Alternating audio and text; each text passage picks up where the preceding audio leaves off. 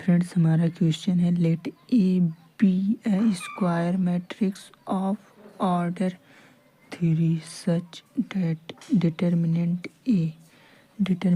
ए हमारा दिया है -2 and determinant 3a dj -6a dj फिर 3a इक्वल टू दिया है 2 की power m plus n into में 3 की पावर m इंटू n। जो दिया है उसको पहले लिख लेते हैं। डिटर्मिनेंट ए हमें दिया है -2। हमसे क्या पूछ रहा है? डिटर्मिनेंट 3a dj क्या है? 3a dj फिर -6 3d -6a dj ये -6 है। अब इसके दूसरे कलर से लिख लेते हैं। ये 3a ये हमें किसके इक्वल दिया है? 2 की power m plus n into में 2 की पावर में m इंटू n। अब इसको सॉल्व करते हैं। अब ये डिटर्मिनेंट है। डिटर्मिनेंट ये हमारा कोई कांस्टेंट है।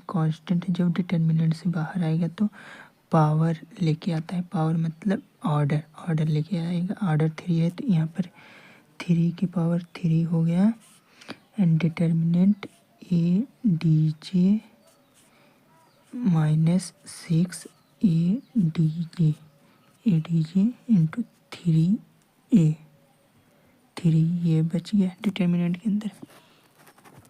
अब ये 6 कोई कांस्टेंट है। जब ये बाहर यहाँ पर आएगा तो पावर में क्या लेके आता है?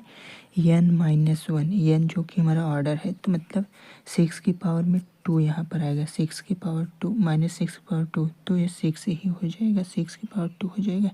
पावर इवन है। ये 3 की पावर 3 हो गया। यहाँ डिटर्मिनेंट 6 की पावर 2 a dj क्या होगा? a dj 6 power a dj into a dj 3a। अब ये 3 की पावर 2 बाहर जाएगा तो कांस्टेंट है। ऑर्डर लेके जाएगा। ऑर्डर बाहर लेके जाएगा। ऑर्डर मतलब 3 है। ऑर्डर 3 मतलब 6 की पावर 6 हो जाएगा। 3 की पावर 3 इंटू में 6 की पावर 6 हो जाएगा। अब ये डिटर्मिनेंट a dj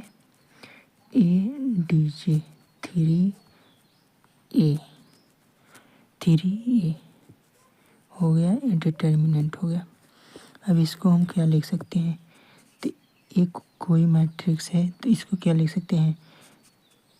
3a के पावर में अब ये कितनी वेरी है? ए डी जी हमारे 2 वेरी है मतलब n-1 का होल स्क्वायर। यदि ए डी जी एक वेरी और रहता तो n-1 का क्यूब हो जाता।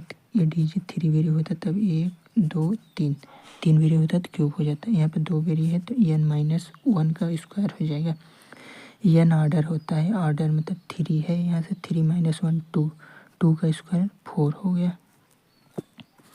अब यहाँ से एक कांस्टेंट है 3 कांस्टेंट है। बाहर जाएगा तो क्या हो जाएगा?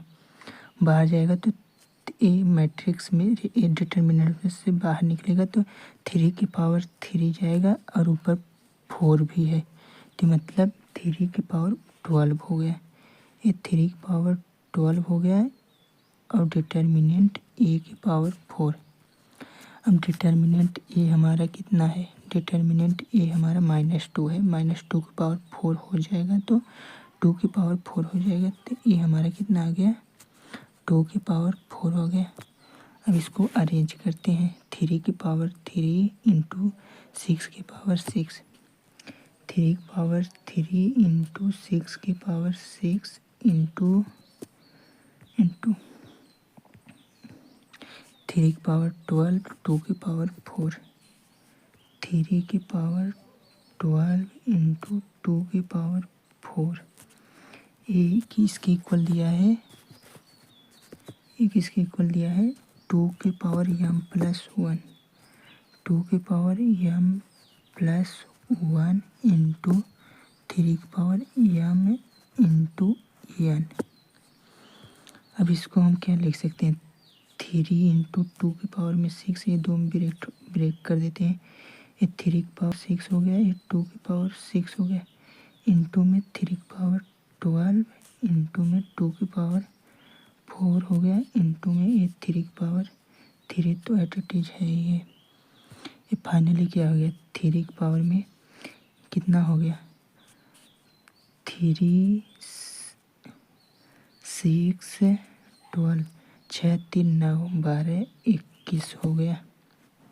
3 की पावर 21 इंटू 2 की पावर में 6 इंटू 4 10 हो गया, बराबर ये 2 की पावर में m प्लस n इंटू 3 की पावर में m इंटू n। यहाँ से क्या कंडीशन निकली? m प्लस 1 हमारे 10 हो, ये 6 4 10, ये 2 की पावर 10 होगा ना।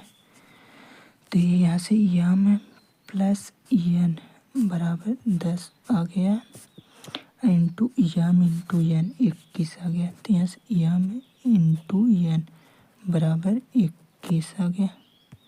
क्या आ गया? 21। तो यहाँ से कंडीशन क्या निकली? m 7 7 3, 7 3 21, 7 3 10। तो हमारे ये क्या वैल्यू आ गई?